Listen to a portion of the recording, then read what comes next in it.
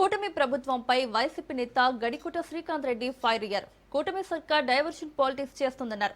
తిరుపతి లడ్డు కల్తీ కాలేదని తేలిపోయిందన్నారు. Diversion politics చేయడంతో చంద్రబాబుకు వెన్నుతో పెట్టిన విజయాన్ని మండిపడ్డారు. పోలీసుల సమక్షంలో అంబటి ఇంటిపై దాడి చేయడంలో ఆంతర్యమేంటని ఆయన ప్రశ్నించారు.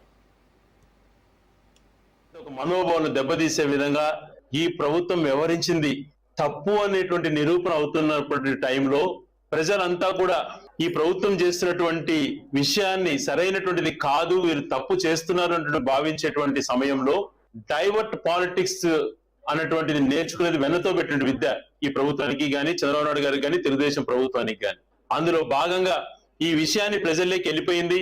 లడ్డులో, పవిత్రమైనటువంటి లడ్డులో అనిమల్ ఫ్యాట్ ఉంది, ఫిష్ ఆయిల్ ఉంది, పందికొవ్వు ఉంది అని ప్రచారం చేసినటువంటి తప్పు అని తేలింది.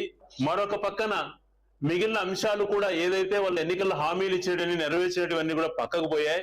ప్రజలు ఇవన్నిటిని కూడా అసహించుకుంటున్నారనే భావనలో ఏదో ఒక రకంగా డైవర్ట్ చేయాలని చెప్పి నిన్న కాపు నేత అయినటువంటి అంబటి రాంబాబు పైన విచక్షణరహితంగా దాడి చేయటం. దాడి చేసేటువంటి సమయాన్నే, దాడి జరగక మునిపే పోలీసులకు ఇంటిమేషన్ వచ్చింది. పోలీసులు వెళ్లారు.